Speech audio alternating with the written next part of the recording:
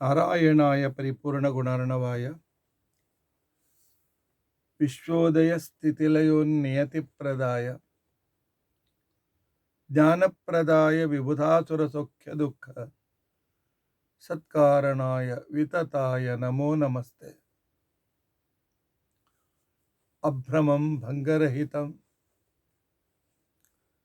अजडं विमलं सदा आनन्दतीर्थमतुलं भजे तापत्रयापः।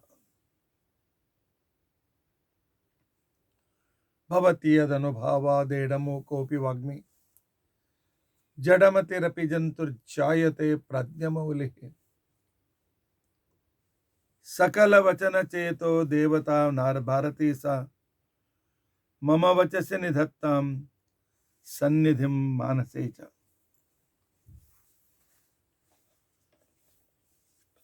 अस्मद्गुरुसमारम्भां टीकाकृत्पादमध्यगां श्रीमदाचार्यपर्यन्तां वन्दे गुरुपरम्परां।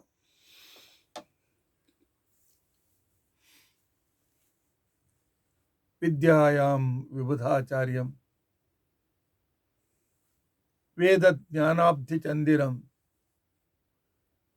दुर्मतध्वान्तमर्ताण्डं सत्यध्यानमुनिं भजे। 50 वर्षपर्यन्तं सततं रामपूजकः श्री सत्यप्रमोदतीर्थ गुरुराट् भासतां नो हृदम्बरे। बन्धुस्त्वं गुरुरिष्टदैवतमिति त्वत्पादपङ्केरुहं प्राप्तं मां परिपालयेति सततं याचे निबद्धाञ्जलिः। चित्तं मत्गुणदोषचिन्तनविधौ नूनं मनां मा कृताः श्री सत्यात्मगुरो त्वदङ्घ्रियुगलं हित्वा न मे सद्गति। यैरहं शुकवत् सम्यक् शिक्षितोऽस्मि कृपालुभिः तान् वन्दे धेनुपाचार्यान् तत्त्वज्ञानार्थसिद्धये। श्री गुरुभ्यो नमः। हरिः ओम हरिः ओम हरिः ओम। स्वस्तिस्तु अषेढ सन्मंगलानि सन्तु। श्लोकैकश्रवणपठनमात्रेण वक्तुश्च श्रोतॄणां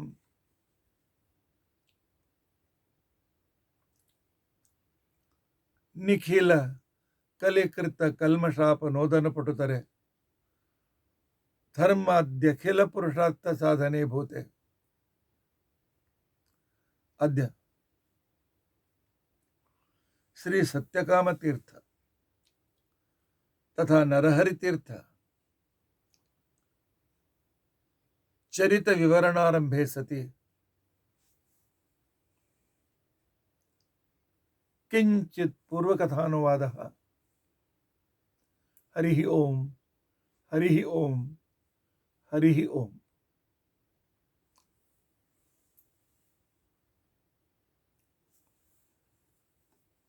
हरे राम राम राम हरे हरे, हरे कृष्ण कृष्ण कृष्ण हरे हरे, हरे राम राम राम हरे हरे, हरे कृष्ण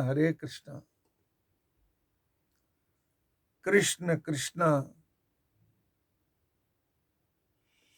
हरे हरे।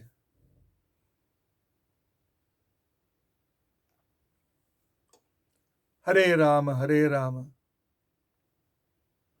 ರಾಮ ರಾಮ ಹರೇ ಹರೇ ಹರೇ ಕೃಷ್ಣ ಕೃಷ್ಣ ಕೃಷ್ಣ ಹರೇ ಹರೇ. ಶ್ರೀ ಗುರುಭ್ಯೋ ನಮಃ. ಹರಿ ಓಂ ಹರಿ ಓಂ ಹರಿ ಓಂ. 4 ದಿನಗಳಿಂದ ಪ್ರವಚನವನ್ನು ಮಾಡದೆ ಇದ್ದುದರಿಂದಾಗಿ ಅನೇಕ ಜನರು ಕಾಳಜಿಯಿಂದ ಫೋನ್ ಮಾಡಿದ್ರು. ಯಾಕೆ ಪ್ರವಚನ ಬರ್ತಾ ಇಲ್ಲ ಆಚಾರ್ಯ ಸೌಖ್ಯವಾಗಿದ್ದೀರಾ ಅಂತ ತಿಳ್ಕೊಂಡಂತೆ. ನಮ್ಮ ಶ್ರೋತೃಗಳು ನನ್ನ ಮೇಲೆ ಎಷ್ಟು ಪ್ರೀತಿ ಮಾಡ್ತಾರೆ, ಕಾಳಜಿ ಮಾಡ್ತಾರೆ. ನಿಜವಾಗಿಯೂ ಪರಮಾತ್ಮನ ಅನುಗ್ರಹ. ಶ್ರೋತೃಗಳ ಪ್ರೀತಿ ಇದೇ ಪ್ರವಚನಕಾರರ ದೊಡ್ಡ ಸಂಪತ್ತಿಯಾಗಿರ್ತದೆ. ಶ್ರೋತೃಗಳಿಗೆ ಅನ್ನಿಸ್ಬೇಕು, ಇವತ್ತಾಕೋ ಪ್ರವಚನ ಬರಲಿಲ್ಲ, ಏನೋ ಅಭಾವ ಅನ್ನಿಸ್ತದೆ ಅಂತ ತಿಳ್ಕೊಂಡು ಹೇಳಿ. ಆಗ ಪ್ರವಚನಕಾರರು ಮಾಡಿದ ಕಿಂಚಿತ್ ಸೇವೆಗೆ ಅದು ಸರ್ಟಿಫಿಕೇಟ್ ಇದ್ದಂತೆ. ನೀವು ಯಾವಾಗಲೂ ನನ್ನ ಬಗ್ಗೆ ಕಾಳಜಿ ಮಾಡ್ತೀರಿ, ನನಗೆ ಗೊತ್ತಿದೆ. ನಿಮ್ಮೆಲ್ಲರ ಶುಭಾಶಯ ಶುಭೇಚ್ಛೆಗಳಿಂದ ನಾನು ಆರೋಗ್ಯವಂತನಾಗೇ ಇದ್ದೇನೆ.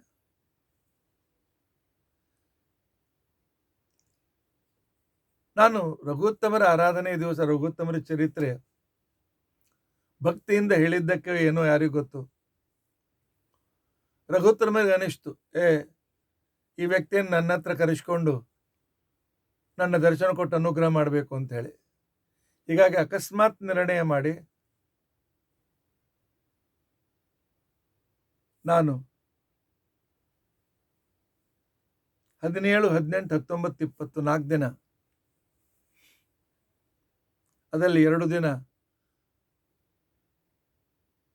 ತಿರುಕೊಯ್ಲೂರಿನಲ್ಲಿ ರಘುತ್ತಮರ ಸನ್ನಿಧಾನದಲ್ಲಿ ಅವರ ಸೇವೆ ಮಾಡುವ ಭಾಗ್ಯ ದೊರಕಿತು. 2 ದಿನ ಇಲ್ಲಿಂದ ಬೆಂಗಳೂರಿನ ತಿರುಕೋಲಿಂದ ಬೆಂಗಳೂರು, ಬಾಂಬೆ, 2 ದಿನ ಪ್ರವಾಸದಲ್ಲಿ. ಆದರೆ ಸತ್ಯ, ಆ ರಘುತ್ತಮರು ಎದುರು ಕುಳಿತುಕೊಂಡಾಗ ಆದ ಅನುಭವಗಳು ಬಹಳ ಅದ್ಭುತ. ಅವರ ಕೃಪಾದೃಷ್ಟಿ ನಮ್ಮ ಮೇಲೆ ಬಹಳ ಅನುಕೂಲಕರವಾಗಿರತಕ್ಕಂಥ ಕ್ರಮದಲ್ಲಿ. ಅದರ ಜೊತೆಯಲ್ಲಿ ಒಂದು 5 ದಿನಗಳ ಹಿಂದೆ, 6 ದಿನಗಳ ಹಿಂದೆ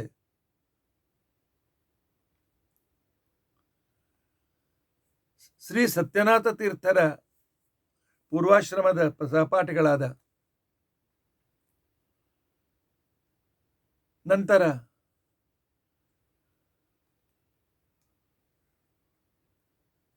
ಸತ್ಯನಾಥರಿಗಿಂತ ಮೊದಲು ಆಶ್ರಮವನ್ನು ತೆಗೆದುಕೊಂಡು ಬಿಡಿ ಸನ್ಯಾಸಿಗಳಾಗಿ ಮಳಖೇಡದ ಟೀಕಾರಾರಿ ಎದುರಿನಲ್ಲಿರ್ತಕ್ಕಂಥ ಸತ್ಯಾನಂದರ ಬಗ್ಗೆ ನನ್ನ ಅಣ್ಣನ ಮಗಳು ಬರೆದ ಚರಿತ್ರೆಗೆ ಮುನ್ನುಡಿ ಬರೀತಕ್ಕಂಥ ಪ್ರಸಂಗ ಬಂತು. ಆಗ ಸತ್ಯನಾಥರ ಮಹಾತ್ಮ ರತ್ನಾಕರ, ಸತ್ಯಾಭಿನವ ತೀರ್ಥರು ಎಲ್ಲರೂ ನೆನಪಾಗಿದ್ದರು.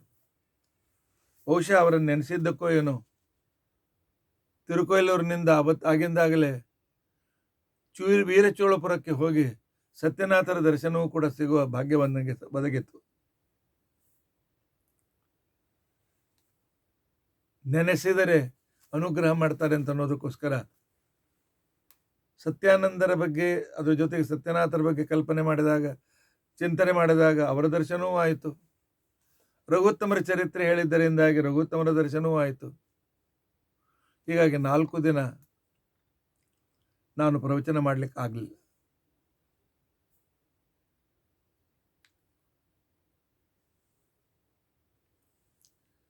ಮೂರು ದಿನಗಳ ಹಿಂದೆ ಪುಷ್ಯ ಷಷ್ಠಿ ದಿನ ಸತ್ಯಕಾಮರ ಆರಾಧನೆ. ಇವತ್ತು ನರಹರಿ ತೀರ್ಥರ ಉತ್ತರಾರಾಧನೆ. ಹೀಗಾಗಿ ಇಬ್ಬರು ಮಹಾನುಭಾವರ ಚರಿತ್ರೆಯನ್ನ ಇವತ್ತು ನಾನು ಹೇಳಬೇಕು ಅಂತ ತಿಳ್ಕೊಂಡಂತ ಹೇಳಿ ಭಗವಂತ ನನಗೆ ಪ್ರೇರಣೆಯನ್ನು ಮಾಡಿದ್ದ. ಗುರುಗಳು ಪ್ರೇರಣೆ ಮಾಡಿದ್ದಾರೆ. ಯಾಕೆಂತಂದ್ರೆ ಗುರುಗಳ ಚರಿತ್ರೆಯನ್ನು ಚಿಂತನೆ ಮಾಡಿದರೆ ನಮ್ಮ ಮನಸ್ಸು ಪರಿಶುದ್ಧವಾಗಿ ಪರಮಾತ್ಮನಲ್ಲಿ ಏಕಾಗ್ರವಾಗ್ತದೆ ಅಂತ ಹೇಳಿ ಸುಮಧ್ವಿಜಯದಲ್ಲಿ ನಾರಾಯಣ ಪಂಡಿತಾಚಾರ್ಯ ಹೇಳ್ತಾರೆ, ಮನೋವಿಶುದ್ಧೈ ಚರಿತಾನುವಾದ ಅಂತ. ಮಹಾನುಭಾವರ ಚರಿತ್ರೆಯ ಅನುವಾದ ಇದು ಮನಸ್ಸನ್ನು ಶುದ್ಧಿಗೊಳಿಸಿ ಪರಮಾತ್ಮನಲ್ಲಿ ಏಕಾಗ್ರಗೊಳಿಸ್ತದೆ, ಅದರಲ್ಲಿ ಸಂದೇಹವಿಲ್ಲ.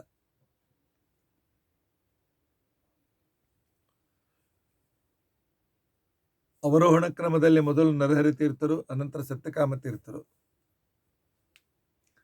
ಆದರೆ ಪುಣ್ಯತಿಥಿಯ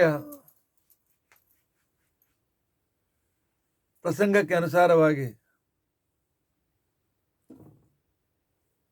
ಮೊದಲು ಸತ್ಯಕಾಮರು ಬರ್ತಾರೆ ಆರೋಹಣ ಕ್ರಮದಲ್ಲಿ, ಆನಂತರ ನರಹರಿ ತೀರ್ಥರು ಬರ್ತಾರೆ. ಹೀಗಾಗಿ ಆರೋಹಣ ಕ್ರಮವನ್ನು ಅವಲಂಬಿಸಿ ಸತ್ಯಕಾಮರ ಬಗ್ಗೆ ನಾವು ತಿಳಿದುಕೊಳ್ಳಲಿಕ್ಕೆ ಪ್ರಯತ್ನಿಸೋಣ.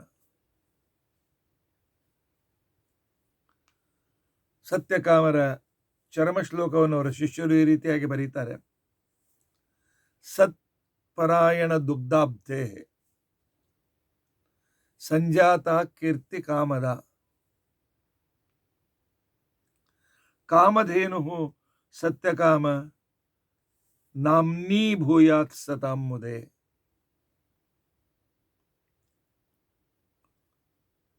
ಸತ್ಯಕಾಮರ ಶಿಷ್ಯರಾದಂಥ ಸತ್ಯೇಷ್ಟ ತೀರ್ಥರು ತಮ್ಮ ಗುರುಗಳ ಬಗ್ಗೆ ಈ ರೀತಿಯಾಗಿ ಬರೀತಾರೆ. ಸತ್ಯಪರಾಯಣರು ಸತ್ಯಕಾಮರ ಗುರುಗಳು, ಆಶ್ರಮದ ಗುರುಗಳು. ಅದೊಂದು ಕ್ಷೀರ ಸಮುದ್ರ ಇದ್ದಂತೆ.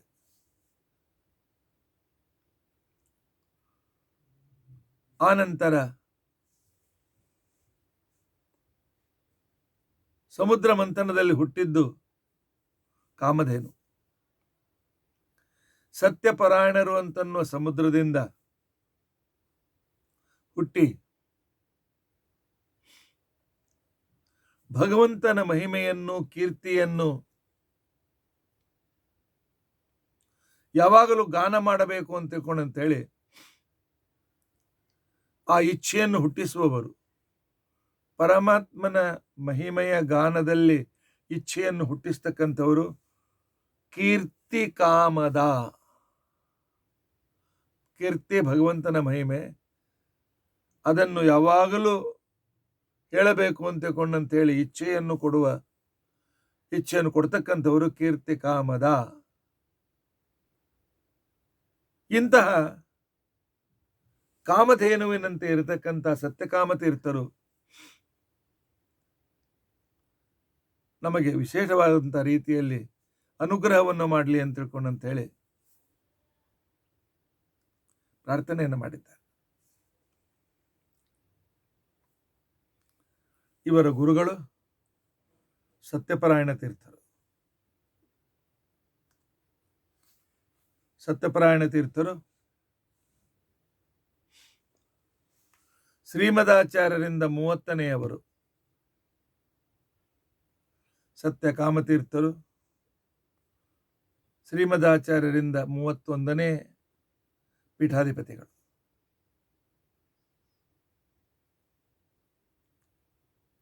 ಸತ್ಯಪರಾಯಣರಂತೂ ನಿಜವಾಗೂ ಕ್ಷೀರ ಸಮುದ್ರರು. ಅದ್ಭುತವಾಗಿರ್ತಕ್ಕಂಥ ಮಹಿಮೆಯನ್ನ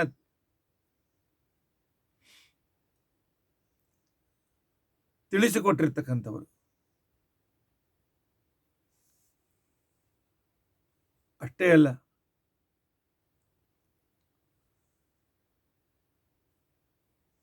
ಕೊಲ್ಹಾಪುರದಲ್ಲಿ ಮಹಾಲಕ್ಷ್ಮಿ ಇವರಿಗೆ ಸಾಕ್ಷಾತ್ತಾಗಿ ದರ್ಶನ ಕೊಟ್ಟಾಗ ಲಕ್ಷ್ಮೀ ದಂಡಕ ಅಂತನ್ನುವ ಸ್ತೋತ್ರವನ್ನು ಅದೇ ಸ್ಥಳದಲ್ಲಿ ನಿಂತುಕೊಂಡೇ ರಚನೆ ಮಾಡಿರ್ತಕ್ಕಂಥ ಮಹಾನುಭಾವರು ಸತ್ಯಪರಾಯಣರು.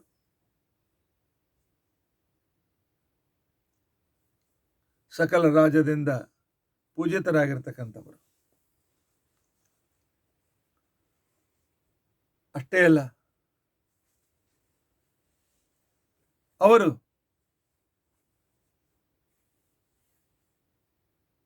ಹೈದರಾಬಾದಿಗೆ ಬಂದಾಗ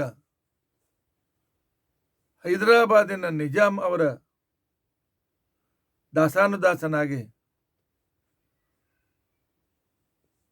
ಅವರಿಗೆ ಯಾರೂ ಅನಾನುಕೂಲ ಮಾಡಬಾರದು ಅಂತ ತಿಳ್ಕೊಂಡು ಅಂತೇಳಿ 25 ಜನ ಅರಬ ಸೈನಿಕರನ್ನು, ಆ ನಂತರ 25 ಜನ ರೋಹಿಲ್ ಖಂಡ್ ಆದ ಸೈನಿಕರನ್ನು, ಮಹಾಪರಾಕ್ರಮಿಗಳವರು, ಅನೇಕ ಆನೆ ಕುದುರೆಗಳನ್ನು ಇವರಿಗೆ ಕೊಟ್ಟು ಇವರು ದಿಗ್ವಿಜಯ ಮಾಡಲಿ ಅಂತೇಳಿ ಇವರ ಅನುಗ್ರಹವನ್ನು ಪಡೆದ ವ್ಯಕ್ತಿ. ವಿಧರ್ಮೀಯನಾಗಿದ್ದರೂ ಕೂಡ ಇವರ ಅನುಗ್ರಹಕ್ಕೆ ಪಾತ್ರನಾಗಿರ್ತಕ್ಕಂಥ ವ್ಯಕ್ತಿ. ಸತ್ಯವ್ರತರ ಸೇವೆಯನ್ನು ಮಾಡಿ ಆ ನಂತರ ಕೊಲ್ಹಾಪುರಕ್ಕೆ ಬಂದು ಮಹಾಲಕ್ಷ್ಮಿಯನ್ನು ದರ್ಶನ ಮಾಡಿದಂಥವರು.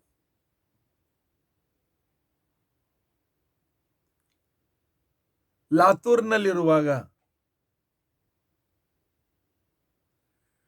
2,000 ಜನ ಕಳ್ಳರು, ಯಾಕಂದ್ರೆ ಇವರ ಹತ್ತಿರ ರಾಜ ಮಹಾರಾಜರು ಕೊಟ್ಟಿರ್ತಕ್ಕಂಥ ಬೇಕಾದಷ್ಟು ಸಂಪತ್ತಿ ಇತ್ತು, ರತ್ನ ಮುತ್ತುಗಳ ಭಂಡಾರವೇ ಇತ್ತು. ಆದರೆ ಇವರಿಗೆ 2,000 ಜನ ಮುತ್ತಿಗೆ ಹಾಕಿದ್ದಾರೆ. ಇಂತಹ ಸಂದರ್ಭದಲ್ಲಿ ರಾಮದೇವರನ್ನು ಮರೆತಾ ರಾತ್ರಿ ಕಳೀತಾ ಇದ್ದಾರೆ, ನಿದ್ದೆ ಬರ್ತಾ ಇಲ್ಲ. ಅಷ್ಟರಲ್ಲಿ ಸ್ವಲ್ಪ ಏನು ನಿದ್ದೆ ಬಂದಂತೆ ಅನಿಸ್ತು, ಅದಕ್ಕೆ ಜಂಪ್ ಬಂತು ಅಂತಕೊಂಡು ಅನಿಸ್ತಾರೆ. ಸ್ವಲ್ಪ ಜಂಪ್ ಹತ್ತಿತ್ತು. ಅವರಿಗೆ ಅನಿಸ್ತು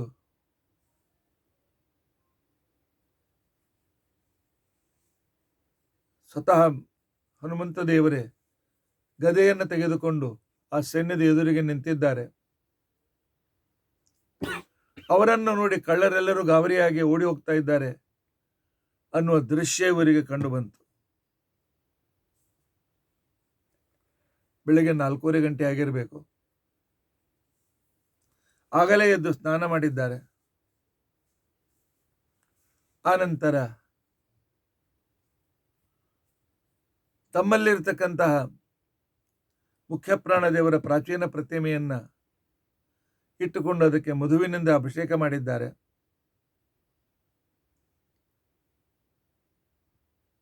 ಸಾಧಾರಣ 5 ಗಂಟೆಗೆ ಪ್ರಾರಂಭ ಮಾಡಿದ್ದು 6:30 ಸೂರ್ಯೋದಯವಾಯಿತು. ಇವರ ರಕ್ಷಣೆಗಿರ್ತಕ್ಕಂಥ ಒಬ್ಬ ರೋಹಿಲ್ ಖಂಡ್ ಸರದಾರ ಕೋಟೆಗೋಡೆ ಹೊರಗೆ ಹೋಗಿ ಸೈನಿಕರಿಗೆ ಹೇಳಿದ್ದಾನೆ, ಇವರ ಹತ್ತಿರ ಸಾವಿರಾರು ಜನ ಧನುರ್ಧಾರಿಗಳಿದ್ದಾರೆ, ಅನೇಕ ಜನ ಸೈನಿಕರಿದ್ದಾರೆ, ನೀವು ಏನಾದರೂ ಆಕ್ರಮಣ ಮಾಡಿದರೆ ನೀವು ಯಾರೂ ಉಳಿಯೋದಿಲ್ಲ ಅಂತ ತಿಳ್ಕೊಂಡು ಅಂತ ಹೇಳಿ ಅವನು ಹೇಳಿದ್ದಾನೆ. ಈ ರೀತಿ ಹೇಳು ಅಂತಿಕೊಂಡು ಅಂತೇಳಿ ಸತ್ಯಪರಾಯಣರು ಕಳಿಸಿದ್ರು. ಆಗ ಕಳ್ಳರು ಅದೇ ಸೂರ್ಯೋದಯವಾಗಿತ್ತು ನೋಡ್ತಾರೆ, ಲಾತೂರ್ ಕೋಟೆ ಗೋಡೆ ಮೇಲೆ ಸಾವಿರಾರು ಕಪಿಗಳು, ಕೆಲವರು ಗದೆಯನ್ನು, ಕೆಲವರು ಖಡ್ಗವನ್ನು, ಕೆಲವರು ಬಾಣಗಳನ್ನು ಹಿಡಿದುಕೊಂಡು ನಿಂತದ್ದು ಕಳ್ಳರಿಗೆ ಕಂಡು ಅಯ್ಯೋ ನಾವು ಉಳಿಯೋದಿಲ್ಲ ಅಂತಕೊಂಡಂತೇಳಿ, ಉಳಿದೆವು ಸತ್ಯವೋ ಕೆಟ್ಟೋ ಅಂತ ತಿಳ್ಕೊಂಡಂತೇಳಿ ಓಡಿ ಹೋಗ್ಬಿಟ್ರು ಎಲ್ಲರೂ. ಈ ರೀತಿಯಾಗಿ ರಾಮದೇವರನ್ನು, ಹನುಮಂತ ದೇವರನ್ನು ಒಲಿಸಿಕೊಂಡಿರ್ತಕ್ಕಂಥ ಮಹಾನುಭಾವರು, ಸತ್ಯಪರಾಯಣರು. ಕಾಶಿಯಲ್ಲಿ ಅನೇಕ ದಿನ ವಾಕ್ಯಾರ್ಥವನ್ನು ಮಾಡಿ ಅಲ್ಲಿರ್ತಕ್ಕಂತಹ ಮುಸ್ಲಿಂ ರಾಜರು ಇವರ ಮಹಿಮೆಗೆ ಒಲಿದು ಇವರಿಗೆ ಪೂರ್ತಿಯಾಗಿ ಮೊಘಲರ ರಾಜ್ಯ ಎಲ್ಲಿಯವರೆಗೂ ಇದೆ, ಇವರಿಗೆ ಯಾವುದೇ ರೀತಿಯಾಗಿರ್ತಕ್ಕಂಥ ಅಡೆತಡೆಗಳಾಗಬಾರ್ದು ಅಂತ ತಿಳ್ಕೊಂಡಂತೇಳಿ ಮೊಘಲ ರಾಜರು ಇವರಿಗೆ ಅನುಕೂಲತೆಯನ್ನು ತುರ್ಕ ರಾಜರು ಅನುಕೂಲ ಮಾಡಿಕೊಟ್ಟಿದ್ದಾರೆ. ಅಷ್ಟರಲ್ಲಿ ಆಂಗ್ಲರ ಪ್ರಭಾವ ಜಾಸ್ತಿಯಾಗಿತ್ತು. ಹೀಗಾಗಿ ಗವರ್ನರ್ ಜನರಲ್ ಆಗ ಕಲ್ಕತ್ತಾದಲ್ಲಿ ಇರ್ತಾ ಇದ್ದ, ತಮ್ಮ ಶಿಷ್ಯರನ್ನು ಕಳಿಸಿಕೊಟ್ಟಿದ್ದಾರೆ. ಇವರ ಮಹಿಮೆಯನ್ನು ಕೇಳಿದ ಆಗಿನ ಕಾಲದ ಬ್ರಿಟಿಷ್ ಗವರ್ನರ್ ಇವರಿಗೆ ವಿಶೇಷವಾಗಿರ್ತಕ್ಕಂಥ ರೀತಿಯಲ್ಲಿ ಸಂರಕ್ಷಣೆ ಜವಾಬ್ದಾರಿಯನ್ನು, ಇವರಿಗೆ ಯಾರು ಯಾವ ಕಾಲದಲ್ಲಿಯೂ ಕೂಡ ಇವರಿಂದ ಟ್ಯಾಕ್ಸ್ ವಸೂಲು ಮಾಡಬಾರ್ದು, ಇವರಿಗೆ ಎಲ್ಲೂ ಅಡೆತಡೆಗಳು ಮಾಡಬಾರದು ಅಂತ ತಿಳ್ಕೊಂಡಂತೇಳಿ ಆರ್ಡರನ್ನು ಹೊಡೆಸಿದ್ದು, ಅವನಿಂದಲೂ ಕೂಡ ಸತ್ಕರ್ತರಾಗಿರ್ತಕ್ಕಂಥವ್ರು ಸತ್ಯಪರಾಯಣ ತೀರ್ಥರು. ಆನಂತರ ಶ್ರೀಮಂತ್ ಬಾಜಿರಾವ್, ಪರಶುರಾಮ್ ಭಾವು ಪಟವರ್ಧನ್ಕರ್, ತಾತ್ಯಾ ಸಾಹೇಬ್ ಇತ್ಯಾದಿ ಪೇಶವೆಯವರು ಇವರ ದಾಸಾನುದಾಸರಾಗಿದ್ದರು. ಹಿಂದಿನ ಕಾಲದಲ್ಲಿ ಸಾಧಾರಣ ಸತ್ಯ ಸಂಕಲ್ಪ ಸತ್ಸಂತುಷ್ಟರ ಕಾಲದಲ್ಲಿ ಸ್ವಲ್ಪ ಶಾನುಭೋಗನ ಅನಾನುಕೂಲತೆಯಿಂದಾಗಿ ಮಠಕ್ಕೆ ಸಾಕಷ್ಟು ಸಾಲಾಗಿತ್ತು. ಅದೆಲ್ಲವನ್ನೂ ತೀರಿಸಿ ಮಠವನ್ನು ಸಮೃದ್ಧವನ್ನಾಗಿ ಮಾಡಿರ್ತಕ್ಕಂಥ ಮಹಾವೈಶಿಷ್ಟ್ಯ ಸತ್ಯಪರಾಯಣ ತೀರ್ಥರದು. ರಾಮ ಶಬ್ದಕ್ಕೆ ನೂರಾರು ಅರ್ಥಗಳನ್ನು ಬರೆದ ಮಹಾನುಭಾವರು ಸತ್ಯಪರಾಯಣ ತೀರ್ಥರು. ಅವರಿಂದ ಆಶ್ರಮ ಹೊಡೆದಿರತಕ್ಕಂಥವರು ಸತ್ಯಕಾಮ ತೀರ್ಥರು. ಸತ್ಯಕಾಮ ತೀರ್ಥರ ಪೂರ್ವಾಶ್ರಮದ ಹೆಸರು ಪಾಚ್ಛಾಪುರ ಶ್ರೀನಿವಾಸಾಚಾರ್ಯರು ಅಂತ ತಿಳ್ಕೊಂಡಂತೆ. ನನ್ನ ಗುರುಗಳು ಮಾಹುಲಿ ಗೋಪಾಲಾಚಾರ್ಯರು. ನಮ್ಮ ಗುರುಮಾತೆ, ನಮ್ಮ ಗುರುಪತ್ನಿಯವರು ಪಾಚ್ಛಾಪುರ ಮನೆತನದವರು.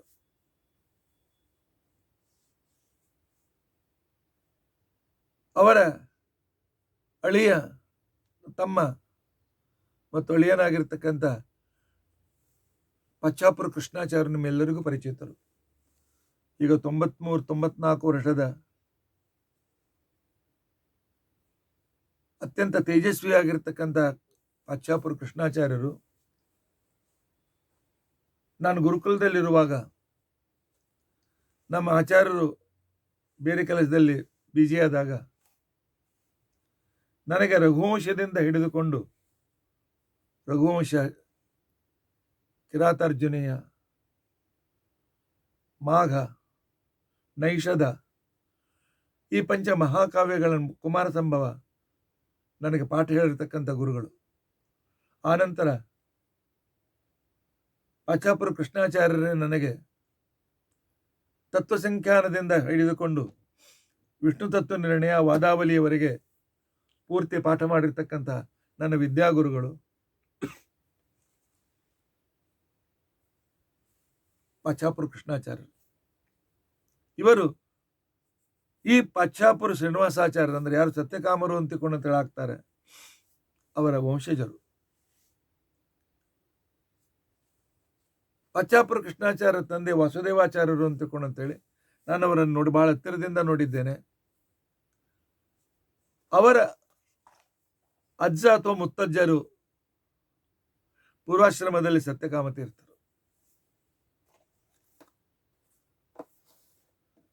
ಸತ್ಯಕಾಮ ತೀರ್ಥರ ಕಾಲ 1863 ಹಿಡಿದುಕೊಂಡು 1871ವರೆಗೂ ಇವರು ಆಶ್ರಮದಲ್ಲಿರ್ತಕ್ಕಂಥವರು. ಸುಮಾರು 8 ವರ್ಷ ಪೀಠದಲ್ಲಿರ್ತಕ್ಕಂತಹ ಸಂದರ್ಭ.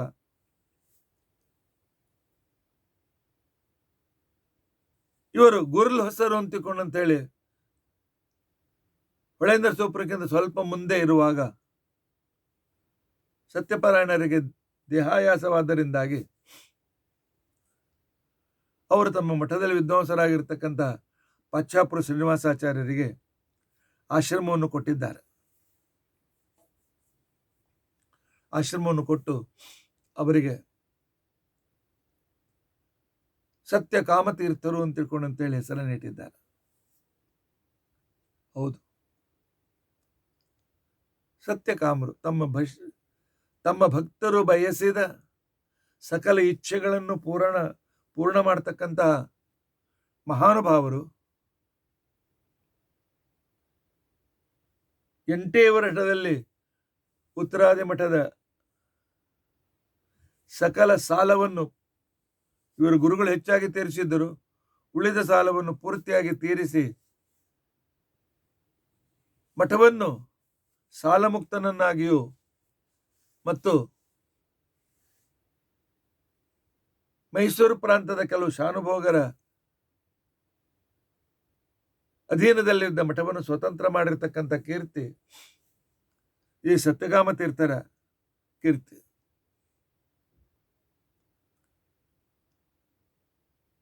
ಸತ್ಯಕಾಮ ತೀರ್ಥರು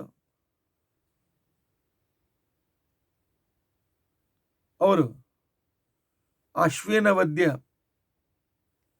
ಸಪ್ತಮಿ ದಿನ ಆಶ್ರಮವನ್ನು ಪಡೆದವರು.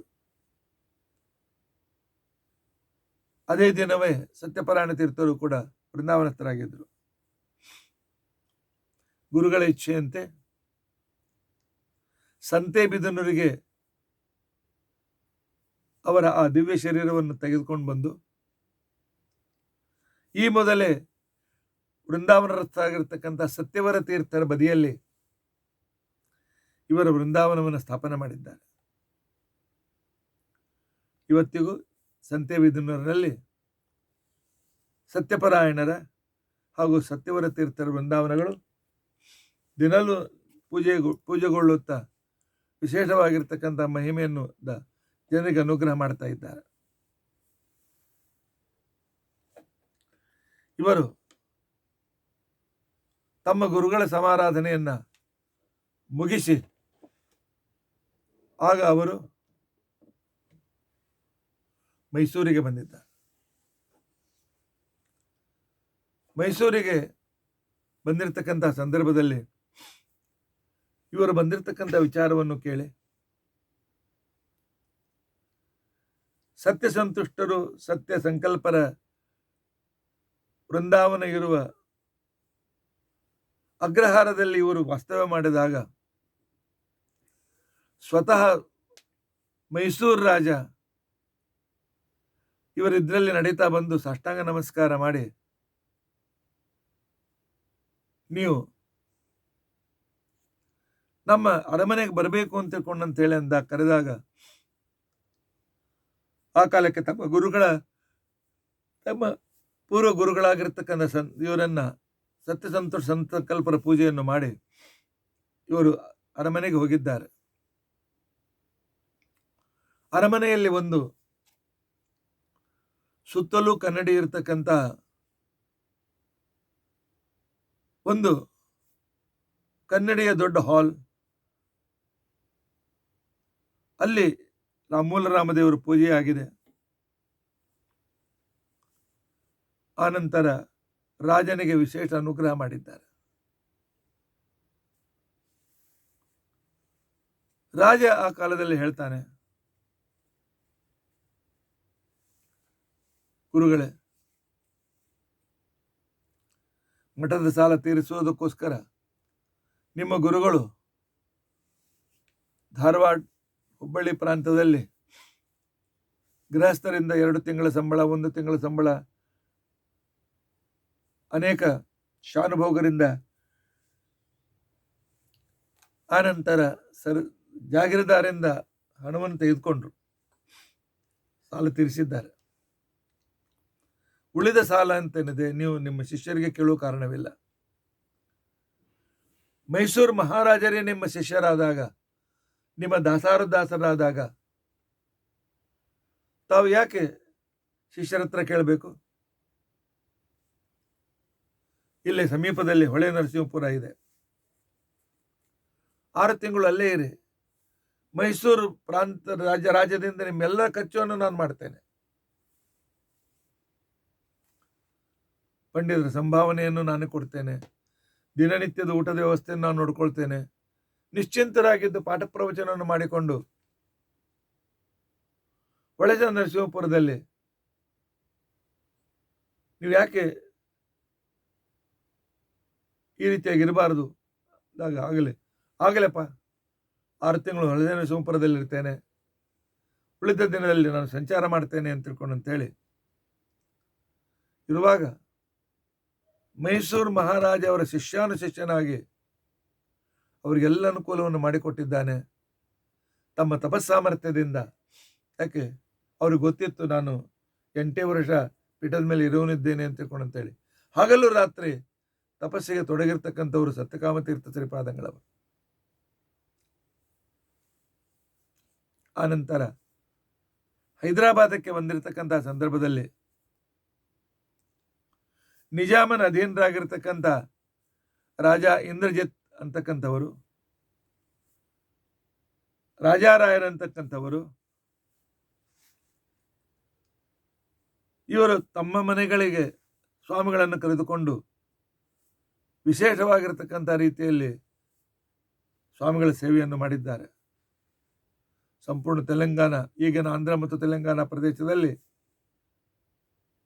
ಅನೇಕ ಶಿಷ್ಯರ ಮನೆಗೆ ಹೋಗಿ ಸ್ವತಃ ಅವರ ಮೇಲೆ ಅನುಗ್ರಹ ಮಾಡಿದ್ದಾರೆ. ಸಿಕಂದ್ರಾಬಾದ್ನಲ್ಲಿ ಬಂಡೀಲಿ ಶ್ರೀನಿವಾಸರಾಯರು ಅಂತ ತಿಳ್ಕೊಂಡು ಅಂತ ಹೇಳಿ ಒಬ್ರು ಇರ್ತಿದ್ರು. ಅವರು ಮೂಲರಾಮದೇವರಿಗೆ, ಸೀತಾದೇವಿಗೆ ರತ್ನಖಚಿತವಾಗಿರ್ತಕ್ಕಂಥ ಹಾರನ್ನು ಕೊಟ್ಟಿದ್ದಾರೆ. ಆಮೇಲೆ ಅವರಿಗೆ ಸಂತಾನ ಇರಲಿಲ್ಲ. ಸತ್ಯಕಾಮ ತೀರ್ಥರು ಅವರಿಗೆ ಮಂತ್ರಾಕ್ಷತೆಯನ್ನು ಕೊಟ್ಟು ಪುತ್ರ ಸಂತಾನವಾಗಲಿ ಅಂತ ತಿಳ್ಕೊಂಡಂತೆ ಆಶೀರ್ವಾದ ಮಾಡಿದ್ದಾರೆ. ಮುಂದೆ 1 ವರ್ಷದಲ್ಲಿ ಅವರ ಹೆಂಡತಿ ಪುತ್ರ ಸಂತಾನವನ್ನು ಪಡೆದಿದ್ದಾಳೆ. ಆಗ ಬಂಡೇಲಿ ಶ್ರೀನಿವಾಸರಾಯರು 3 ತಿಂಗಳವರೆಗೂ ಮಠದ ಸಂಪೂರ್ಣ ಜವಾಬ್ದಾರಿಯನ್ನು ನೋಡಿಕೊಂಡಿದ್ದಾರೆ. ಸತ್ಯಕಾಮರ ವೈಶಿಷ್ಟ್ಯ ಏನು ಅಂತಿಕೊಂಡಂತಂದ್ರೆ ಶಿಷ್ಯರ ಮನಸ್ಸಿನಲ್ಲಿ ದೇವರ ಬಗ್ಗೆ ಮನಸ್ಸನ್ನು ಹುಟ್ಟಿಸಿ ಅವರು ದೇವರ ಸೇವೆ ತಮ್ಮ ಸ್ವಮನಸ್ಸಿನಿಂದಲೇ ಮಾಡುವಂತೆ ಮಾಡ್ತಾ ಇದ್ರು.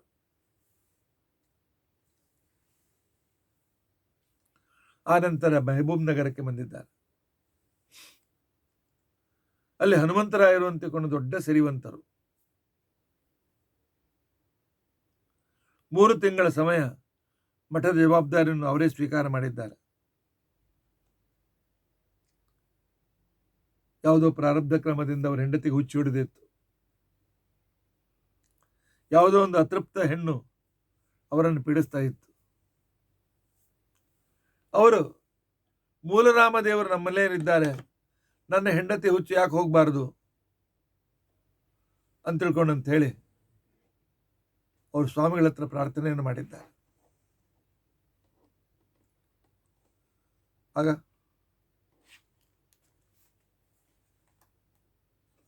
ಸತ್ಯಕಾಮ ತೀರ್ಥರು ತಮ್ಮ ತಪಸ್ದೃಷ್ಟಿಯಿಂದ ನೋಡಿದರು.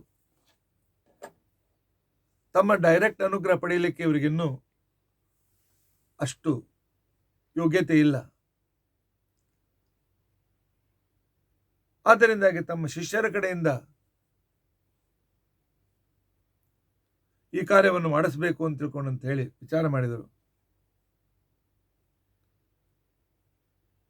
ಆಗಿನ ಕಾಲದಲ್ಲಿ ಗುರು ವಿಜಯ ವಿಠ್ಠಲ ಅಂತ ಹೇಳಿ ಅಂಕಿತದಿಂದ ಇರತಕ್ಕಂಥ ಶೇಷದಾಸರು ನಮ್ಮ ಮಠದ ಉತ್ತರ ಮಠ ಶಿಷ್ಯರು. ಅವರ ಬಗ್ಗೆ ತಪ್ಪು ಕಲ್ಪನೆಯನ್ನು ಹುಟ್ಟಿಸಿ ಯಾರೋ ಸತ್ಯಪರಾಯಣರ ಕಾಲದಲ್ಲಿ ಅವರಿಗೆ ಬಹಿಷ್ಕಾರ ಆಗಿತ್ತು.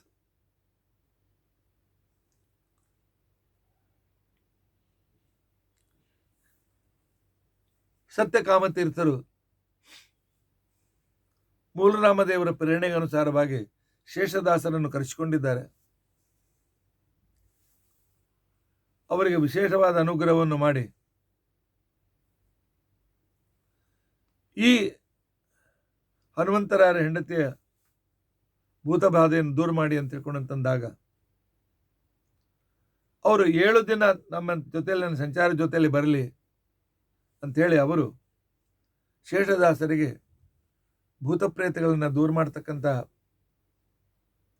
ಈ ಉಚ್ಚಾಟನ ವಿಧಾನ ಗೊತ್ತಿತ್ತು. ಅದರಲ್ಲಿ ಪರಿಣಿತರಾಗಿದ್ದರು ಅವರು. ಹೀಗಾಗಿ ಅವರು 7 ದಿನದಲ್ಲಿ ಸತ್ಯಕಾಮರ ನೆನೆಸ್ತಾ ಅವರ ಅನುಗ್ರಹದಿಂದ ಹನುಮಂತರಾಯರ ಹೆಂಡತಿ ಹುಚ್ಚನ್ನು ಬಿಡಿಸಿದ್ದಾರೆ.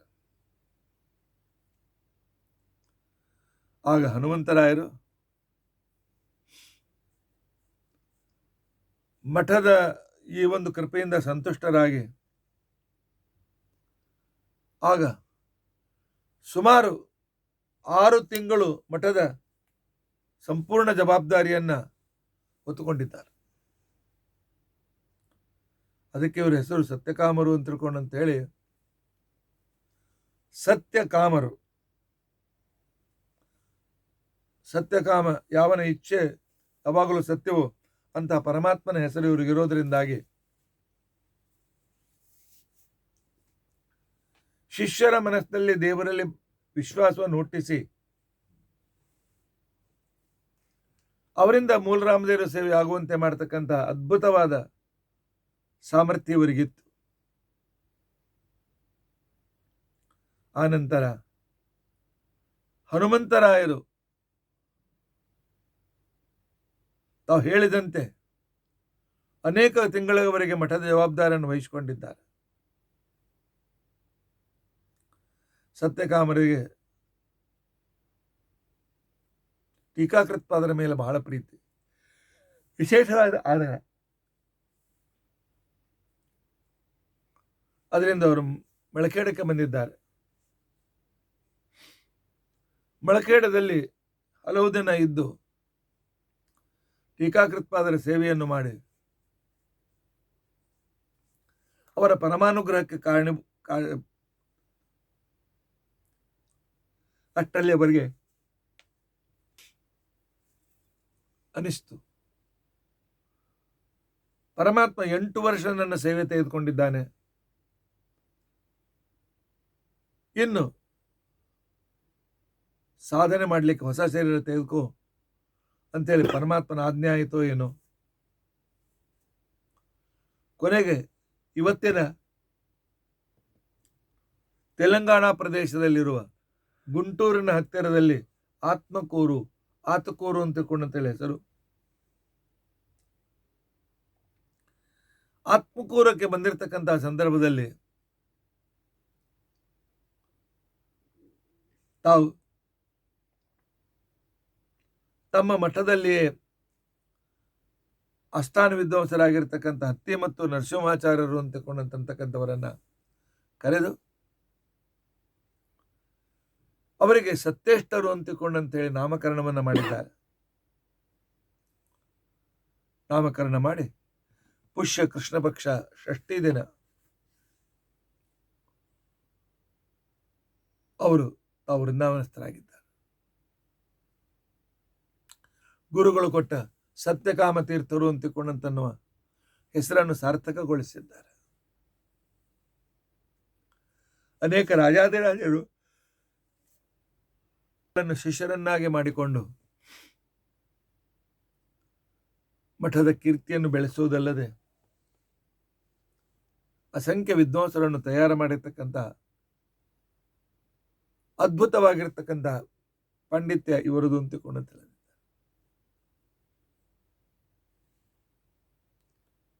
ಇಂಥ ಸತ್ಯಕಾಮ ತೀರ್ಥರನ್ನು ನೆನೆಸಿದರೆ ನಮ್ಮ ಇಚ್ಛೆಗಳು, ಅಂದರೆ ಭಗವಂತನನ್ನು ಪಡೆಯುವ ಇಚ್ಛೆಗಳು ಪರಿಪೂರ್ಣವಾಗುತ್ತವೆ. ಲೌಕಿಕ ಇಚ್ಛೆಗಳು ಕೂಡ ಪೂರ್ತಿಯಾಗಿ ನಮ್ಮ ಜೀವನದಲ್ಲಿ ನಾವು ಸುಖ ಸಮೃದ್ಧಿಯನ್ನು ಪಡೆಯೋದಕ್ಕೋಸ್ಕರ ಸಮರ್ಥರಾಗ್ತೇವೆ. ಇಂಥ ಸತ್ಯಕಾಮ ತೀರ್ಥರನ್ನು ನಾವು ಪುನಃ ನೆನೆಸೋಣ.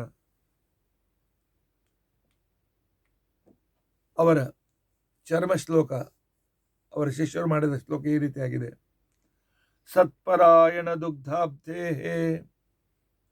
ಸಂಜಾತ ಕೀರ್ತಿ ಕಾಮದ ಕಾಮಧೇನು ಸತ್ಯಕಾಮ ನಾಮ್ನಿ ಭೂಯಾತ್ ಸತಾಮುದೆ. ಇನ್ನೊಮ್ಮೆ ಶ್ಲೋಕ ಹೇಳ್ತೇನೆ, ಬರೆದಿಟ್ಟುಕೊಳ್ಳಿ, ಪಾರಾಯಣ ಮಾಡಿ. ಸತ್ಪರಾಯಣ ದುಗ್ಧಾಬ್ಧೇ ಸಂಜಾತ ಕೀರ್ತಿ ಕಾಮದ ಕಾಮಧೇನು ಸತ್ಯಕಾಮ ನಾಮ್ನಿ ಭೂಯಾತ್ ಸತಾಮುದೆ. ಈ ರೀತಿಯಾಗಿ ಸತ್ಯಕಾಮರ ಸಂಕ್ಷಿಪ್ತವಾಗಿರ್ತಕ್ಕಂಥ ಚರಿತ್ರೆ. ನಾವು ಎಂಥ ಮಹಾ ಪುಣ್ಯವಂತರಲ್ಲ, ಇಂಥ ಗುರುಗಳನ್ನು ನಾವು ಪಡೆದಿದ್ದೇವೆ. 1891 8 ವರ್ಷ ರಾಮದೇವರ ಪೂಜೆಯನ್ನು ಮಾಡಿ ಪುಷ್ಯ ಕೃಷ್ಣ ಪಕ್ಷ ಷಷ್ಠಿ ದಿನ ಆತ್ಕೂರಿನಲ್ಲಿ ವೃಂದಾವನಸ್ಥರಾಗಿರ್ತಕ್ಕಂಥ ಮಹಾನುಭಾವರು ಸತ್ಯಕಾಮ ತೀರ್ಥರು. ಅವರ ಮಹಿಮೆ ಬೇಕಾದಷ್ಟಿದೆ. ಸಮಯ ಇಲ್ಲ ಅಂತೇಳಿ ಇಲ್ಲಿಗೆ ನಾನು ಅದನ್ನು ಮುಗಿಸ್ತಾ ಇದ್ದೇನೆ.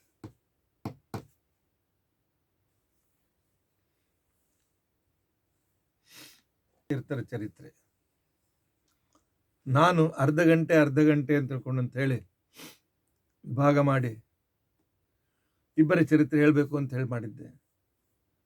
ಅತಿ ಸಂಕ್ಷಿಪ್ತ ಅಂತ ಅನ್ಸ್ಕೊಂಡ್ರು ಕೂಡ 40 ನಿಮಿಷ ಆಗೋಯ್ತು. ನೋಡೋಣ, ಸಂಕ್ಷಿಪ್ತವಾಗಿ ನರಹರಿ ತೀರ್ಥರ ಬಗ್ಗೆ ತಿಳಿದುಕೊಳ್ಳಲಿಕ್ಕೆ ಪ್ರಯತ್ನ.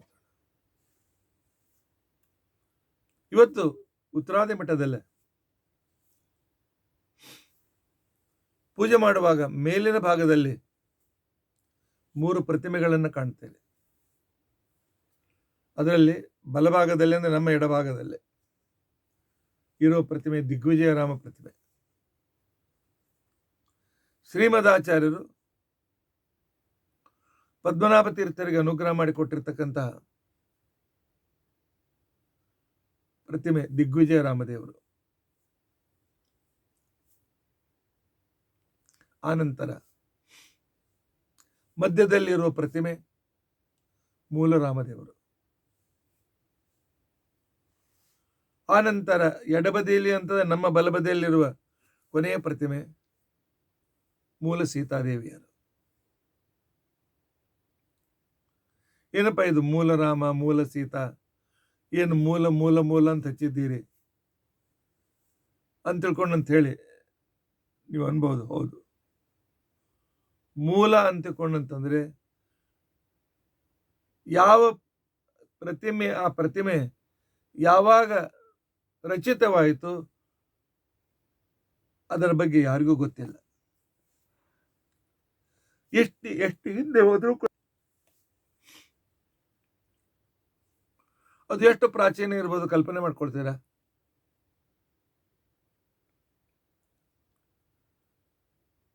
ದಶರಥ ರಾಜನ ಮನೆಯಲ್ಲಿ ಪೂಜೆಗೊಳ್ಳುವ ಪ್ರತಿಮೆ ಇದು. ಈ ಪ್ರತಿಮೆಯ ಪೂಜೆ ಸೇವೆಯಿಂದಲೇ ದಶರಥ ಮತ್ತು ಕೌಸಲ್ಯರು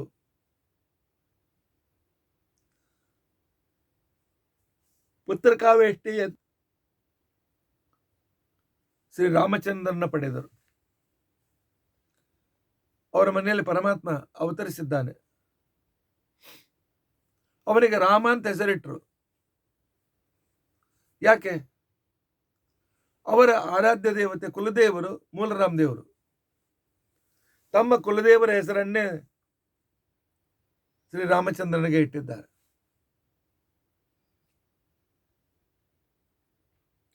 ತ್ರೇತಾಯುಗ 12 ಲಕ್ಷ ವರ್ಷ ಇರಲಿ, ಕೊನೆ 2 ಲಕ್ಷ ವರ್ಷದಲ್ಲಿ ರಾಮನ ಅವತಾರ ಆಗಿದೆ ಅಂತ ಇಟ್ಟುಕೊಳ್ಳೋಣ. 2 ಲಕ್ಷ ವರ್ಷ ಕೊನೆ 2 ಲಕ್ಷ ವರ್ಷ ಹಿಡಿಯೋಣ. ದ್ವಾಪರ ಯುಗದ 8 ಲಕ್ಷ ವರ್ಷ.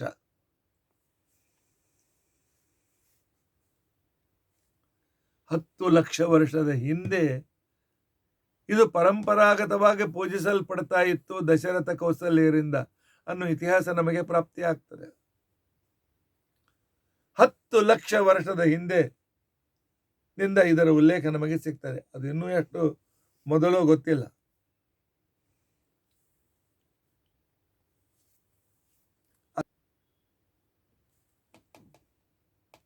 ಸೀತಾರಾಮರ ಇದು ಕ್ರಮವಾಗಿ ಸೂರ್ಯವಂಶದ ರಾಜರಿಂದ ಪೂಜಿತವಾಗಿ ನಂತರ ಚಂದ್ರವಂಶದ ರಾಜರ ಹತ್ರ ಬಂತು. ಚಂದ್ರವಂಶದ ಕೊನೆಯ ರಾಜ ಕ್ಷೇಮಕ ರಾಜನವರೆಗೂ ನಮಗೆ ಪುರಾಣದಲ್ಲಿ ಇತಿಹಾಸ ಸಿಗ್ತದೆ. ಆ ನಂತರ 11ನೇ ಶತಮಾನದಲ್ಲಿ ಚಂದ್ರವಂಶದ ರಾಜರು ಕಲಿಂಗ ದೇಶದ ಮೇಲೆ ರಾಜ್ಯವನ್ನು ಆಳ್ತಾ ಇದ್ದರು. ಕಲಿಂಗ ದೇಶ ಅಂತ ತಿಳ್ಕೊಂಡಂತಂದ್ರೆ ಇಂದಿನ ಒರಿಸ್ಸಾ.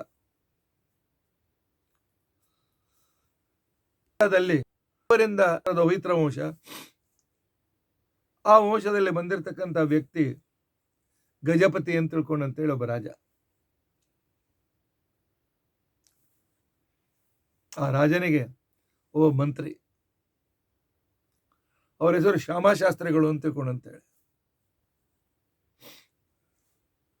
ಶಸ್ತ್ರದಲ್ಲಿಯೂ ಶಾಸ್ತ್ರದಲ್ಲಿಯೂ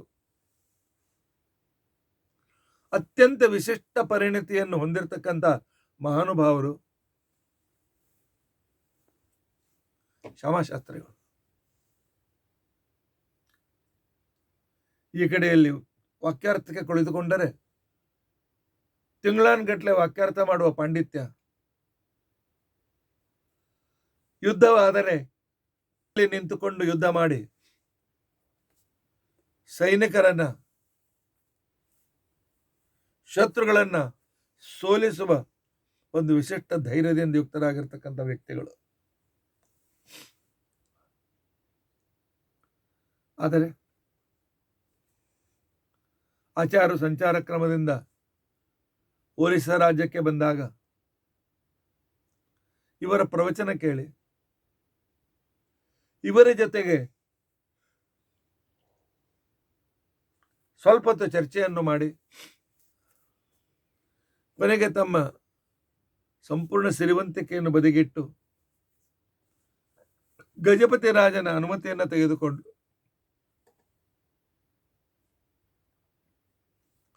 ಶ್ರೀಮದಾಚಾರ್ಯ ಶಿಷ್ಯರಾದರು.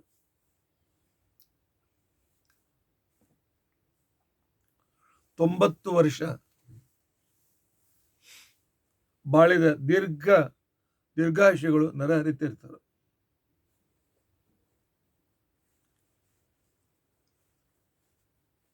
ಇವರ ಜನ್ಮ 43ರಲ್ಲಿ. ಇವರು ವೃಂದಾವನಸ್ಥರಾದದ್ದು 1333ರಲ್ಲಿ. 1242ರಲ್ಲಿ 43ರಲ್ಲಿ ಜನ್ಮ. ಸರಿಯಾಗಿ 90 ವರ್ಷಕ್ಕೆ 1333ರಲ್ಲಿ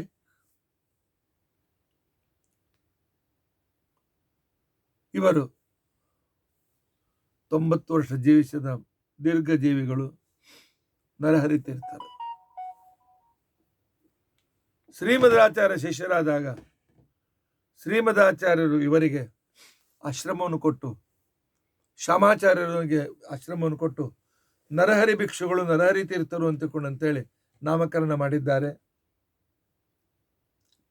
12ನೇ ಶತಮಾನದ ಉತ್ತರಾರ್ಧದಲ್ಲಿ.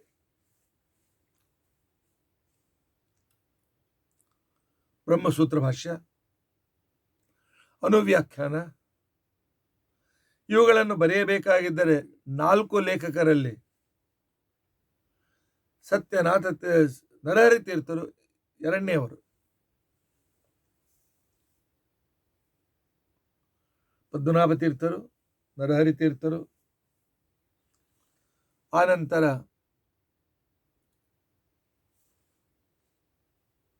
ಮಾಧವ ತೀರ್ಥರು, ಅಕ್ಷೋಭ್ಯ ತೀರ್ಥರು, ಇವರು 4 ಜನ ಶ್ರೀಮದಾಚಾರ್ಯ ಪ್ರಮುಖ ಶಿಷ್ಯರು.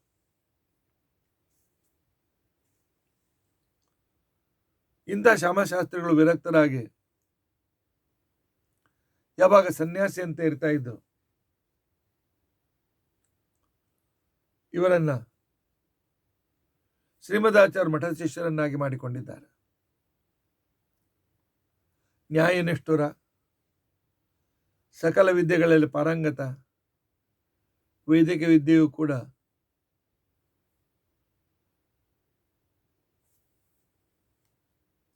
ವೇದ ಶಾಸ್ತ್ರದ ವಿದ್ಯೆಯಲ್ಲೂ ಕೂಡ ಅತ್ಯಂತ ಪರಿಣತರಾಗಿರ್ತಕ್ಕಂಥವರು.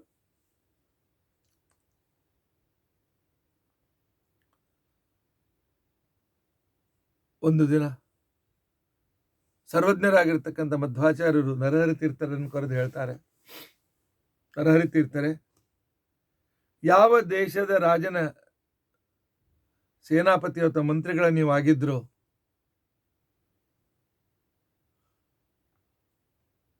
ಆ ಗಜಪತಿ ರಾಜನಿಗೆ ಅಂತ್ಯಕಾಲ ಸಮೀಪಿಸಿದೆ. ಅವನ ಹೆಂಡತಿ ಗರ್ಭಿಣಿ, ಸಂತಾನ ಆಗಿಲ್ಲ. ಆ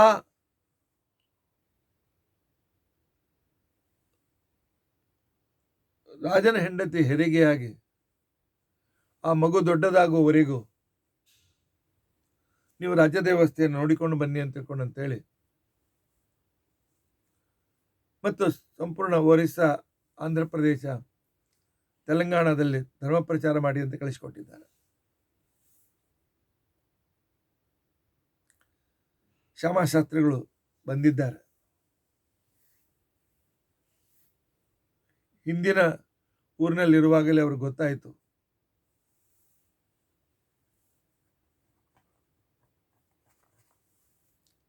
ಗಜಪತಿ ರಾಜ ಮೃತನಾಗಿದ್ದಾನೆ ಅಂತ. ಮನಸ್ಸಿಗೆ ಬಹಳ ದುಃಖವಾಯಿತು. ಈಗ ನಾನು ರಾಜಮನೆತನದಲ್ಲಿ ಹೋದ್ರೆ ಎಲ್ಲರೂ ದುಃಖದಲ್ಲಿರ್ತಾರೆ, ಅಥವಾ ರಾಜ ಯಾರಿಗೆ ಉತ್ತರಾಧಿಕಾರಿಯಾಗಿ ನೇಮಿಸಿದ್ದಾನೋ ಗೊತ್ತಿಲ್ಲ. ನಾನು ಹೇಗೆ ಇವರಿಗೆ ಪ್ರಬೋಧನೆ ಮಾಡಲಿ, ಹೊಸಬರಾಜನಿಗೆ?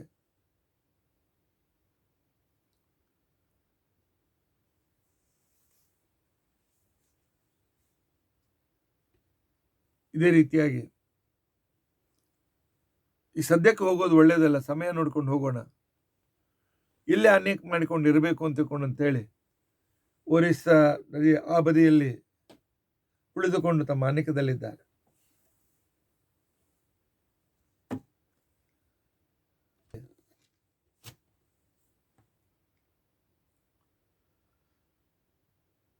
ಅಲ್ಲಿದ್ದ ಮಂತ್ರಿಗಳು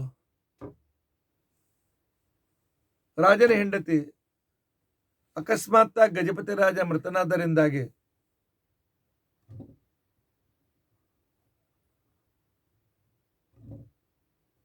ಏನ್ ಮಾಡಬೇಕು ಅಂತ ವಿಚಾರ ಮಾಡಿ ಕೊನೆಗೆ ಡಿಸೈಡ್ ಮಾಡಿದ್ದಾಳೆ, ತಾನು ಗರ್ಭಿಣಿ, ತನಗೆ ಮಗನೋ ಮಗಳು ಹುಟ್ಟಿದ ನಂತರ ಅವಳು ದೊಡ್ಡವಳಾಗಿರಿಗೂ ರಾಜ್ಯವನ್ನು ಬೇರೆ ಯಾರಾದ್ರೂ ನೋಡ್ಕೊಳ್ಳಲಿ ಅಂತ ಹೇಳಿ ಆಗಿನ ಕಾಲದ ಸಂಪ್ರದಾಯದ ಪ್ರಕಾರ, ಆಗಿನ ಕಾಲದ ಒಂದು ಮಾಂತ್ರಿಕ ಶಕ್ತಿಗೆ ಅನುಸಾರವಾಗಿ ಆನೆಯ ಸೊಂಡಿಲಲ್ಲಿ ಒಂದು ಹೂವಿನ ಮಾಲೆಯನ್ನು ಕೊಡ್ತಾ ಇದ್ರು.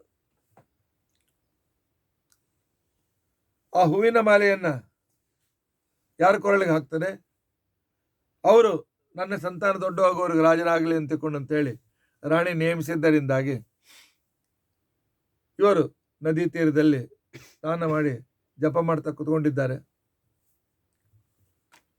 ರಾಜಧಾನಿಯಿಂದ ಸುಮಾರು 10 ಕಿಲೋಮೀಟರ್ ದೂರದಲ್ಲಿರುವ ಹಳ್ಳಿಯಲ್ಲಿ ಆನೆ ಹುಡಿಕೊಂಡು ಇವರ ಹತ್ರ ಬಂದಿದೆ. ಇವರ ಹತ್ರ ಬಂದು ಇವರ ಕೊರಳಿಗೆ ಮಾಲೆಯನ್ನು ಹಾಕಿದೆ. ಸೈನಿಕರು ಪ್ರಾರ್ಥನೆ ಮಾಡಿದ್ದಾರೆ. ಆ ನಂತರ ದಿತಿದೇವಿ ಕೂಡ ಪ್ರಾರ್ಥನೆ ಮಾಡ್ತಾಳೆ.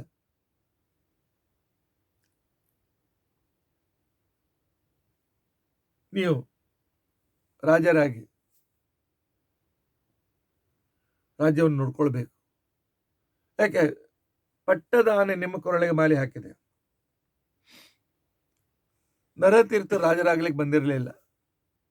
ರಾಜನಿಗೆ ಸಲಹೆ ಕೊಡುವುದಕ್ಕೋಸ್ಕರ ಬಂದಿದ್ರು.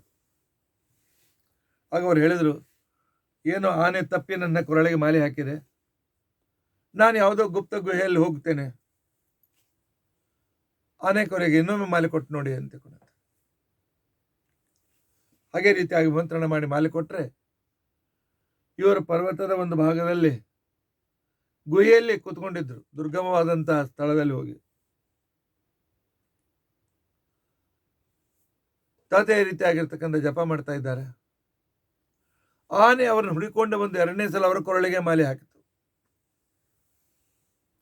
ಆಗ ದೈವಾಜ್ಞೆ ಅಂತ ತಿಳ್ಕೊಂಡಂತೇಳಿ, ಆಯ್ತು ನಾನು ರಾಜನಾಗಿ ರಾಣಿಗೆ ಹುಟ್ಟತಕ್ಕಂಥ ಮಗು ವಯಸ್ಸಿಗೆ ಬರುವವರೆಗೂ ರಾಜ್ಯದ ಜವಾಬ್ದಾರಿ ನೋಡ್ಕೊಳ್ತೇನೆ ಅಂತ ತಿಳ್ಕೊಂಡಂತೇಳಿ ಶ್ಯಾಮಾಶಾಸ್ತ್ರಿಗಳು ತಾವು ಹಾಗೆ ಆಗಲಿ ಅಂತ ತಿಳ್ಕೊಂಡಂತೇಳಿ ರಾಜರಾಗಿದ್ದಾರೆ. ಒಳ್ಳೆ ಧರ್ಮದಿಂದ ರಾಜ್ಯವನ್ನು ನಡೆಸ್ತಾ ಇದ್ದಾರೆ. ಪ್ರಜೆಗಳನ್ನು ಸುಖವಾಗಿಟ್ಟಿದ್ದಾರೆ. 12 ವರ್ಷ ಪ್ರಾಮಾಣಿಕವಾಗಿ ರಾಜ್ಯವನ್ನು ಆಳಿದ್ದಾರೆ.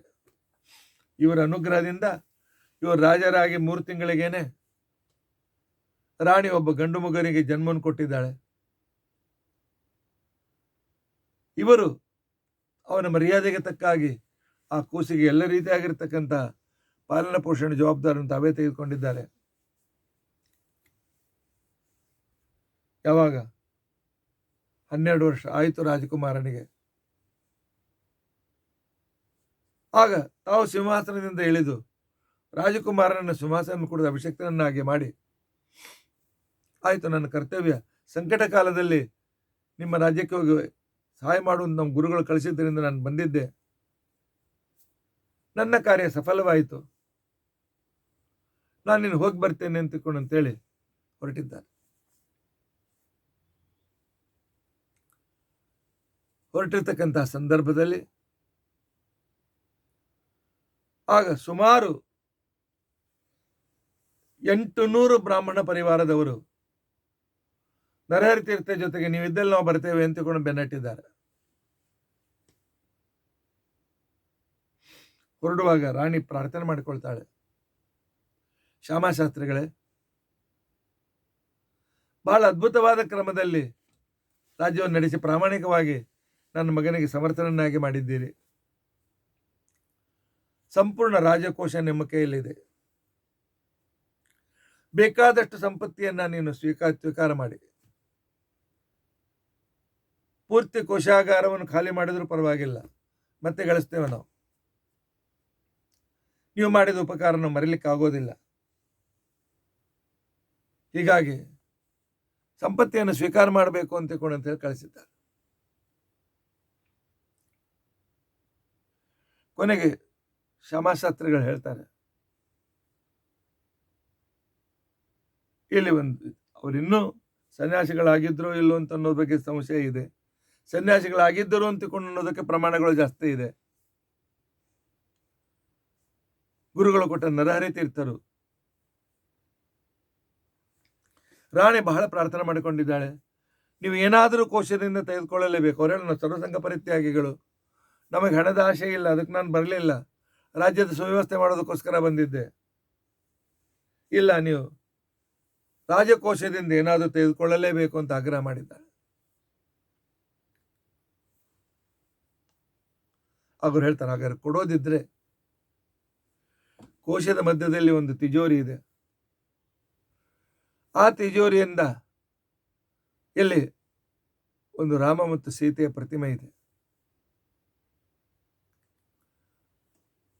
ಆ ಪ್ರತಿಮೆ ಪೂರ್ವಜರಿಂದಲೂ ಪೂಜೆ ಮಾಡ್ಕೊಂಡು ಬಂದಿರತಕ್ಕಂಥ ವಿಶ್ವಕರ್ಮೆಯಿಂದ ರಚಿತವಾದ ಸ್ವಯಂಭೂ ಪ್ರತಿಮೆ, ಯಾರೋ ಕೂತು ರಚನೆ ಮಾಡಿದ್ದಲ್ಲ. ಅಂತ ಸ್ವಯಂಭೂ ಮೂಲರಾಮದೇವರ ಪ್ರತಿಮೆ ನಾನು ತೆಗೆದುಕೊಳ್ತೇನೆ ಅಂತಂದಾಗ ರಾಣಿ ತಥಾಸ್ತು ಆಗ್ಲಿ, ತೆಗೆದುಕೊಳ್ಳಿ ಅಂತ ಕೊಂಡಂದಿದ್ದಾರೆ.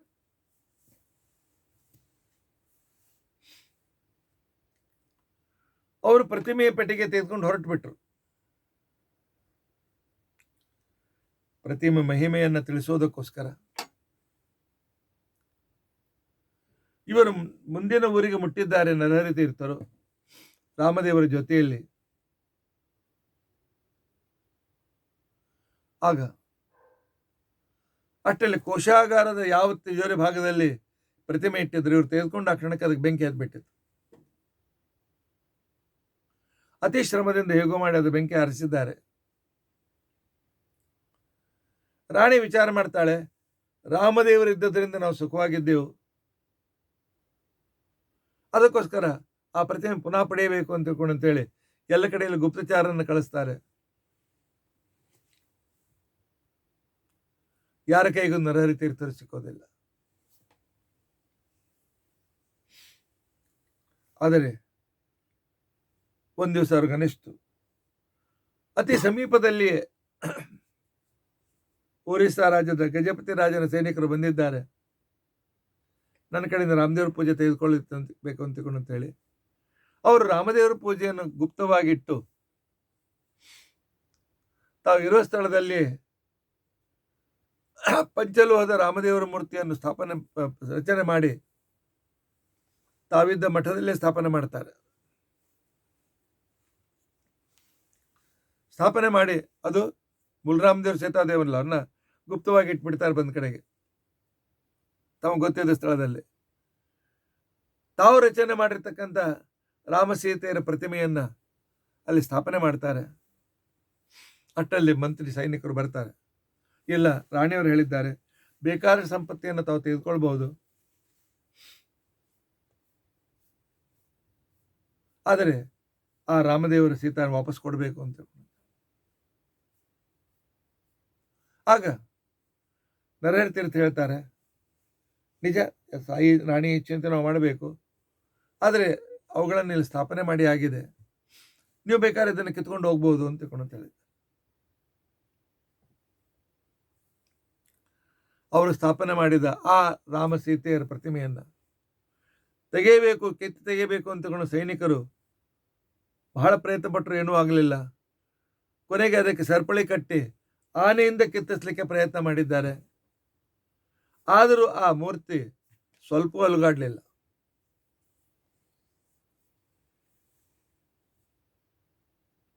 ಅವರು ಸೋತು ಆಯ್ತು ದೇವರ ಇಚ್ಛೆಗೆ ಅಂತಿಕೊಂಡು ವಾಪಸ್ ಹೋದ ನಂತರ ಮೂಲ ರಾಮದೇವರನ್ನ ಸೀತಾದೇವಿಯನ್ನು ತೆಗೆದುಕೊಂಡು ಆಗ ಅವರು ಹೊರಟಿದ್ದಾರೆ. ಅವರ ಜೊತೆಗೆ 800 ಜನ ಸಾಮ್ಯವೇದಿ ಬ್ರಾಹ್ಮಣರು ಅವರು ಶಿಷ್ಯರಾಗಿದ್ದರು. ಅವ್ರು ಹೋದಲ್ಲಿ ಬರ್ತೇವೆ ಅಂತೇಳಿ ಸರ್ವಸಂಗ ಪರಿತ್ಯಾಗ ಮಾಡಿ ಬಂದವರು, ಕೆಲವರು ಕುಟುಂಬ ಸಹಿತರಾಗಿ ಬಂದಿದ್ರು. ರಾಮದೇವರು ಇವರ ಭಕ್ತಿಯನ್ನ ಮೆಚ್ಚಿ ಆಗ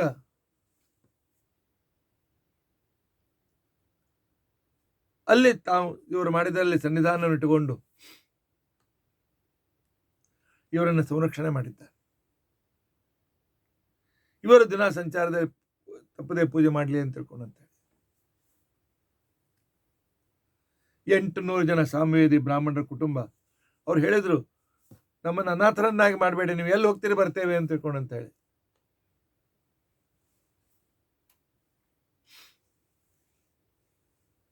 ದಾರಿಯಲ್ಲಿ ಬರುವಾಗ ಸೌರಾಷ್ಟ್ರ, ಯಾಕೆಂತಂದ್ರೆ ಉಡುಪಿಗೆ ಬಂದು ಮುಟ್ಟಬೇಕು, ಆದ್ದರಿಂದಾಗಿ ಅವರು ಪಶ್ಚಿಮ ಸಮುದ್ರದ ದಾರಿಯನ್ನು ಹಿಡಿದಿದ್ದಾರೆ.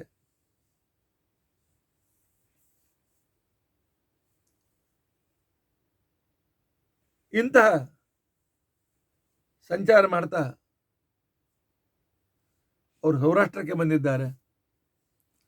ಸೌರಾಷ್ಟ್ರದಲ್ಲಿ 400 ಜನರಿಗೆ ಅಲ್ಲಿ ರಾಜರಿಗೆ ಹೇಳಿ ವ್ಯವಸ್ಥೆ ಮಾಡಿದ್ದಾರೆ, ಇಲ್ಲಿಯೇ ಇದ್ದು ನೀವು ಸಾಮ್ಯವನ್ನು ಪ್ರಚಾರ ಮಾಡಬೇಕು ಅಂತ ತಿಳ್ಕೊಂಡಂತ ಹೇಳಿ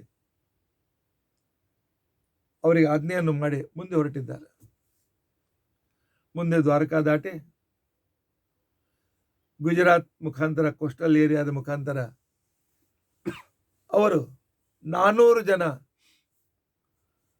ಸಾಮವೇದಿ ವಿದ್ವಾಂಸರನ್ನು ಕರೆದುಕೊಂಡು ಅವರು ಮುಂಬೈ ಹತ್ರ ಬಂದಿದ್ದಾರೆ. ಅವರು ನರಹರಿ ತೀರ್ಥರು ವಾಸ ಮಾಡಿದ ಸ್ಥಳ ಇಂದು ನಮ್ಮ ವಿದ್ಯಾಪೀಠ, ನಮ್ಮ ಮಠ ಎಲ್ಲಿದೆ? ವಿರಾರ್ ಅಂತನ್ನುವುದು ಇದು ಇಲ್ಲಿಯ ಉಪನಗರ. ನಿಜವಾಗಿಯೂ ಇದರ ಹೆಸರು ವಿಹಾರ ಅಂತಿತ್ತು. ಅಷ್ಟೇ ಅಲ್ಲ, ಸ್ಕಂದ ಪುರಾಣದಲ್ಲಿ ಮತ್ತು ವಾಮನ ಪುರಾಣದಲ್ಲಿ ಈ ವಿರಾರದ ಸ್ಥಳ ಅಂತಿಕೊಂಡಂತೇನಿದೆ. ಇದಕ್ಕೆ ನಿರ್ಮಲ ಕ್ಷೇತ್ರ ಅಂತಿಕೊಂಡಂತ ಹೆಸರು. ಪರಶುರಾಮ ದೇವರು ವಾಸ ಮಾಡಿದ ಸ್ಥಳ. ಇಲ್ಲಿ 400 ಜನರನ್ನು ಕರೆದುಕೊಂಡು ಬಂದು ನರಹರಿ ತೀರ್ಥರು ಇಲ್ಲೇ ವಾಸ ಮಾಡಿ ಸಂಪೂರ್ಣ ಪಶ್ಚಿಮ ಘಟ್ಟದಲ್ಲಿ, ಪಶ್ಚಿಮ ಭಾಗಕ್ಕೆ ಸಾಮವೇದವನ್ನು ಕಲಿಸಿಕೊಡಿ ಅಂತ ತಿಳ್ಕೊಂಡಂತೇಳಿ ಇಲ್ಲಿಂದ ಮುಂದೆ ಹೊರಟಿದ್ದಾರೆ. ವಿರಾರದಲ್ಲಿ ಅವರು ಇಟ್ಟಿರ್ತಕ್ಕಂಥ ಏನು 400 ಕುಟುಂಬಗಳು ಅಂತೇನಿ, ಸಾಮ್ಯದ ಕುಟುಂಬಗಳು, ಈಗ ಅವರಿಂದ ಎಷ್ಟೋ ಜನರೇಷನ್, 8 ಜನರೇಷನ್ಗಿಂತ ಹೆಚ್ಚಾಗಿರಬೇಕು, ಇನ್ನೂ ಸಾಮ್ಯವೇದಿಗಳಲ್ಲಿ ಇದ್ದಾರೆ. ಆದರೆ ಪೋರ್ಚುಗೀಸರ ಆಕ್ರಮಣದಿಂದಾಗಿ ಇವರೆಲ್ಲ ವಿದ್ಯೆ ಮರೆತು ಹೋಗಿದ್ದಾರೆ. ಈ 400 ಕುಟುಂಬದವರು ತಾವು ನರಹರಿ ತೀರ್ಥರ ಶಿಷ್ಯರು, ಅವರಿಂದ ಬಂದಿದ್ದೇವೆ, ನಮ್ಮ ತನ್ನ ಉಳಿಸ್ಕೊಳ್ಬೇಕು ಅಂತೇಳಿ 400 ಕುಟುಂಬದಲ್ಲಿ ಸುಮಾರು 100 ಕುಟುಂಬದವರು, 100 ಕುಟುಂಬದವರಿಗೆ ಅತ್ಯಂತ ಬಲಾತ್ಕಾರದಿಂದ ಪೋರ್ಚುಗೀಸರು ಕ್ರಿಶ್ಚಿಯನ್ರನ್ನಾಗಿ ಮಾಡಿದ್ದಾರೆ. ಅವರು ಇವತ್ತಿಗೂ ಕೂಡ ನಾವು ಸಾಮ್ಯದ ಕ್ರಿಶ್ಚಿಯನ್ರು ಅಂತ ಹೇಳ್ಕೊಳ್ತಾರೆ. 300 ಜನ ಕುಟುಂಬದವರಿಗೆ ತಮ್ಮ ಇತಿಹಾಸ ಮರೆತೋಗಿತ್ತು. 2003ರಲ್ಲಿ ಇಲ್ಲಿ ನಮ್ಮ ವಿದ್ಯಾಪೀಠ ಸ್ಥಾಪನೆ ಆಯಿತು. ಶ್ರೀ ಗುರುಗಳಾದ ಸತ್ಯಾತ್ಮ ತೀರ್ಥ ಶ್ರೀಪಾದಂಗಳವರು ಬಂದು ಇಲ್ಲಿ ನಮ್ಮ ವಿದ್ಯಾಪೀಠವನ್ನು ಉದ್ಘಾಟನೆ ಮಾಡಿದರು. ಶ್ರೀದೇವಿ ಭೂದೇವಿ ಸಹಿತ ವೆಂಕಟೇಶ ದೇವರನ್ನು, ಹನುಮ ಭೀಮ್ ಮಧ್ವರನ್ನು, 10 ಜನ ಗುರುಗಳನ್ನು ಸ್ಥಾಪನೆ ಮಾಡಿದರು. ಆ ವೇಳೆಯಲ್ಲಿ ನಾನು ಇಲ್ಲಿ ಬಂದೆ. ಇಲ್ಲಿಯ ಜನರ ಇತಿಹಾಸವನ್ನು ಹುಡುಕಿದೆ. ಸ್ಕಂದ ಪುರಾಣದಲ್ಲಿ, ವಾಮನ ಪುರಾಣದಲ್ಲಿ ಪ್ರಮಾಣಗಳು ಸಿಕ್ಕವು. ಇದು ಪರಶುರಾಮ ಕ್ಷೇತ್ರ, ಬದಿಯಲ್ಲಿರ್ತಕ್ಕಂಥ ಸೋಪಾರಾಣಿ ಶೂರ್ಪಾರಕ ಕ್ಷೇತ್ರ ಅಂತ ಅನ್ನೋದು ಪುರಾಣದಿಂದ ನನಗೆ ಗೊತ್ತಾಯಿತು.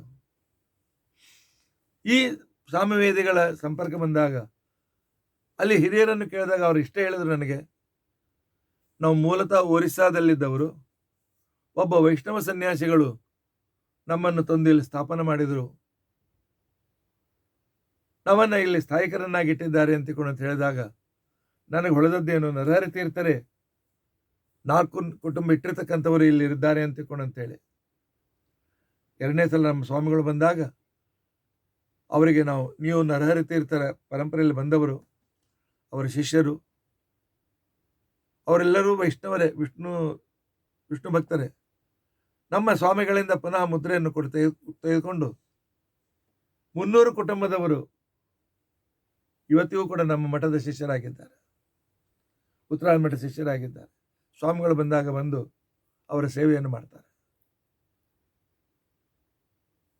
ನರಹರಿ ತೀರ್ಥರು ಇಲ್ಲಿಂದ ಮತ್ತೆ ಪುನಃ ಶ್ರೀಮದಾಚಾರ್ಯ ಕಡೆ ಹೊರಟಿದ್ದಾರೆ. ಈಗಾಗಲೇ 1 ಗಂಟೆ ಆಗಿ ಮೇಲೆ ಕೆಲವು ನಿಮಿಷ ಆಗಿರ್ಬೋದು.